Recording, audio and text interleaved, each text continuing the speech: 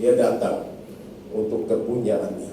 Dari tempat yang maha mulia, dia turun menjadi manusia. Itu suatu kehinaan yang sangat-sangat besar. Tapi sebagai manusia, dia mau menjadi lagi manusia paling hina, bahkan taat sampai mati di kayu salib. Itu suatu perendahan diri yang gak masuk akal kalau saya. Kalau saya baru diludahi, ya mungkin saya belum melakukan apa. Tapi Yesus berkorban, datang untuk menyelamatkan.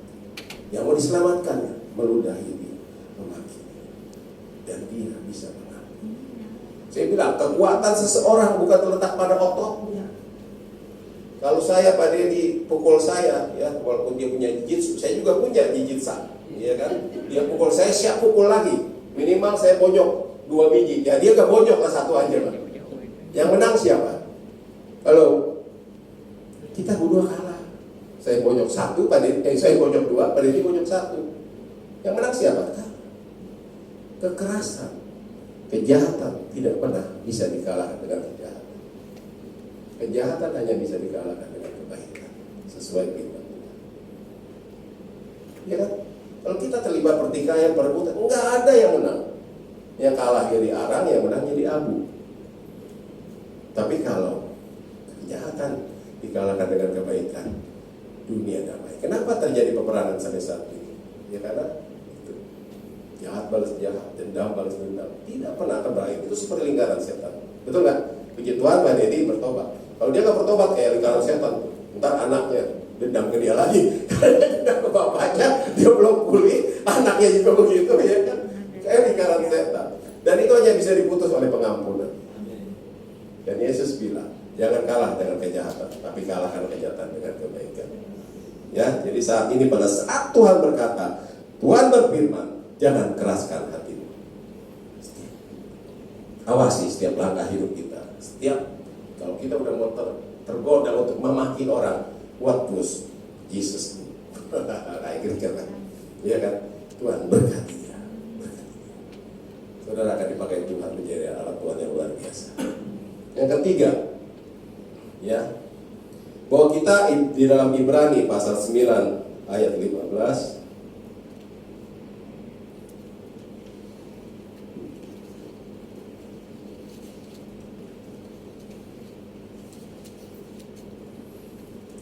Ibrani pasal 9 ayat 15 mengatakan,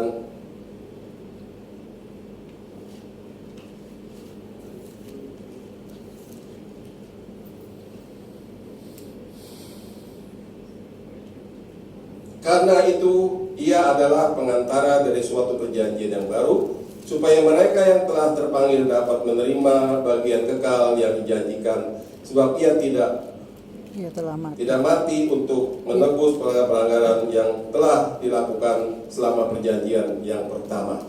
Terkasih bahwa Tuhan Yesus, Tuhan kita adalah Tuhan perjanjian.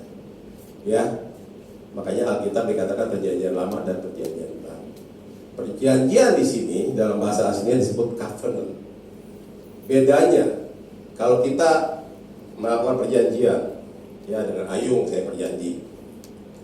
Biasanya kita bikin surat perjanjian, ya di atas materai, karena kita saling nggak percaya, takut dia berkhianat. Nah, apabila perjanjian itu ada kedua belah pihak dia tidak menepati perjanjian itu, saya juga tidak berkewajiban menepati bagian saya, betul kan? Jadi perjanjian itu bisa batal karena salah satu pihak yang tidak setia mengingkari perjanjian. Tapi kalau perjanjian Tuhan itu covenant itu seperti perjanjian suami istri. Ya, maka itu janji suami istri, aku akan setia kepada engkau pada saat sakit dan susah, senang, pada saat miskin dan kaya. Jadi perjanjian Tuhan itu kekal, saudara. Orang-orang Kristen yang hidup di dalam Kristus adalah kita memegang perjanjian. Dan dikatakan bahwa dia yang berjanji itu adalah setia. Saudara banyak janji-janji dalam firman Tuhan. Jadi saudara melakukan firman Tuhan tidak akan sia-sia. Karena tadi yang pertama, rancangan Tuhan adalah rancangan masa depan yang penuh dengan pengharapan. Dan Tuhan itu Tuhan yang berjanji. Dari yang keempat kita baca ayatnya di dalam 2 Timotius pasal 2 ayat yang ke-11 dan 13. Saya bacakan 2 Timotius pasal 2 ayat 11 sampai 13. Benarlah perkataan ini, jika kita mati dengan Dia, kita pun akan hidup dengan Dia. Nah, ini salah satu janjinya. Kalau kita mati dengan Yesus, kita akan hidup dengan Dia. Jika kita bertekun, kita pun akan ikut memerintah dengan Dia. Nah, ini janji, saudara. Betul apa betul? Pada saat kita bertekun, kita akan memerintah dengan Dia. Jika kita menyangkal Dia, Dia pun akan menyangkal kita. Ya. Jika kita tidak setia, Dia tetap setia, karena Dia tidak dapat menyangkal dirinya, karena Dia kasih yang setia. Saudara, Tuhan kita, Tuhan setia walau kita tidak setia.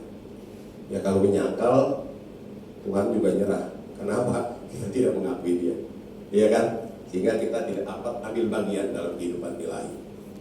Tuhan angkat tangan kalau kita menyangkal. Tapi kalau kita tidak setia, ya, kalau siapa di sini yang suami istri?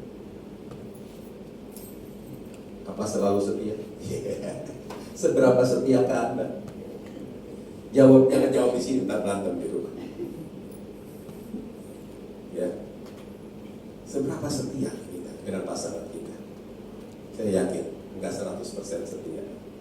Iya kan, enggak ada yang 100% setia. Ada nggak? Ada. Ada yang berani? Ada. Yang katakan enggak 100%. Ya, tapi Tuhan setianya 100%. Ini harus kita pegang.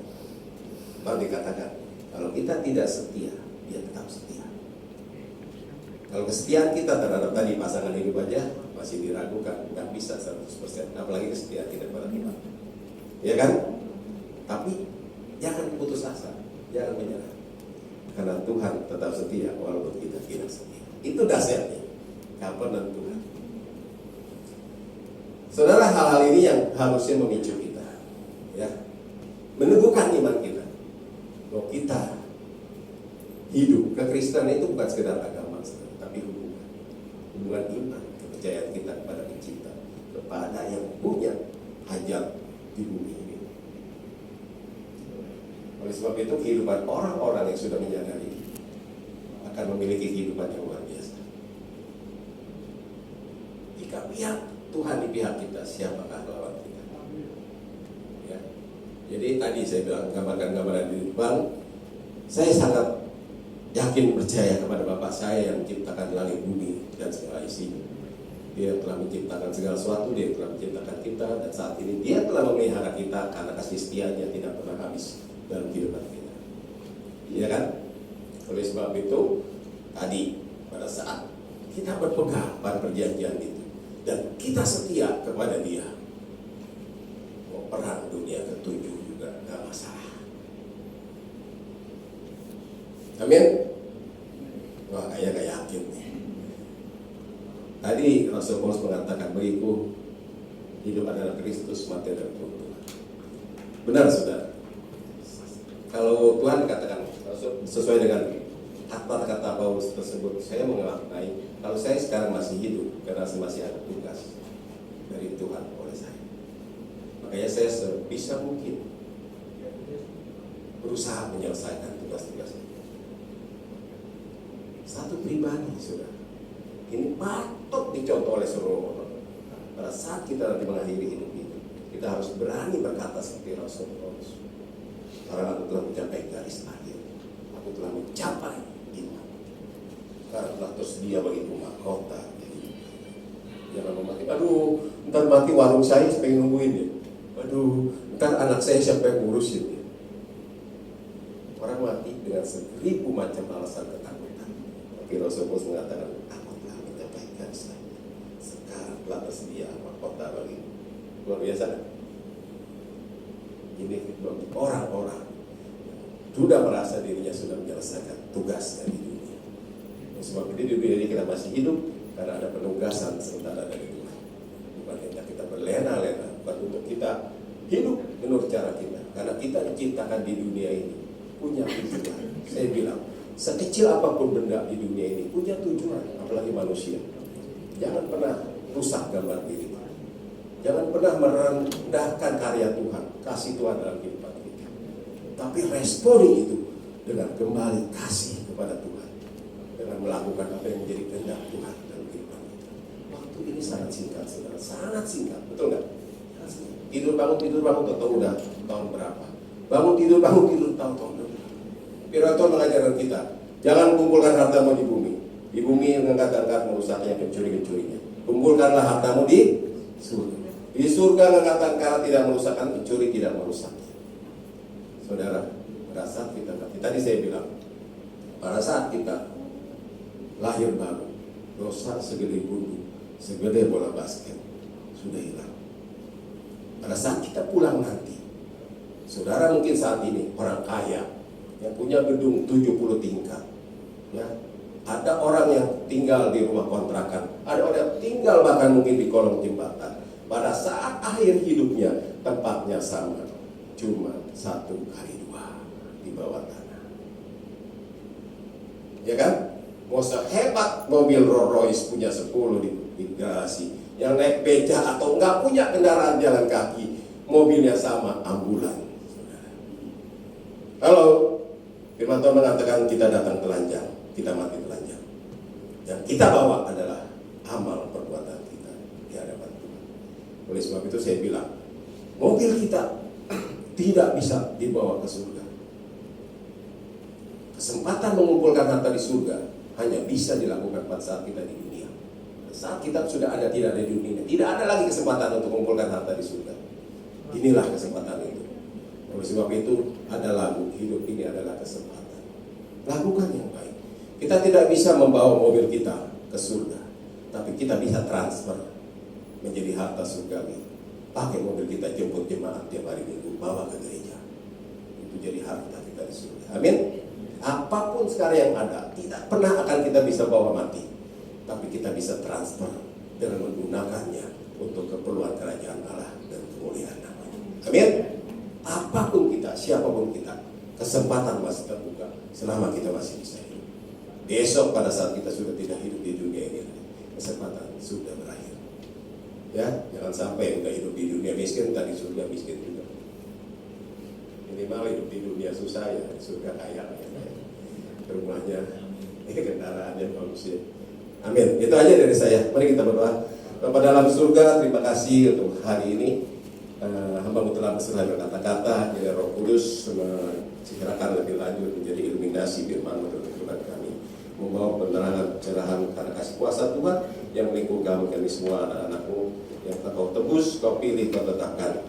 Tolong kami Tuhan saat ini pribadi pas pribadi, pertegas Tuhan, pertegas Tuhan, Kau nyatakan Tuhan panggilan kehendak dalam kehidupan kami anak-anak, untuk kami boleh maksimal sebagai alat dalam tangan kasih Tuhan, agar semasa-masa masih hidup kami boleh bermanfaat bagi kerajaan. Kami di sisa hidup kami boleh membawa kemuliaan bagi nama dan mengumpulkan harta kami di surga. Terima kasih Bapak, dalam nama Tuhan Yesus Kristus memberkati Pak Andre, Pak ini Pak Ayung, bahkan semua pekerja, aktivis, semuanya Tuhan berkati, agar kiranya melalui gereja ini banyak jiwa-jiwa dipulihkan, banyak jiwa-jiwa diberkati, banyak jiwa yang akan melakukan terobosan-terobosan untuk memperlebar kerajaan Tuhan dan membawa kemuliaan bagi nama Tuhan, menjadi berkat bagi banyak jiwa-jiwa di sekitar Karawaci, bahkan di seluruh Indonesia. Terima kasih Bapak, dalam nama Tuhan Yesus Kristus hamba berdoa dan ucap syukur. Haleluya. Amin.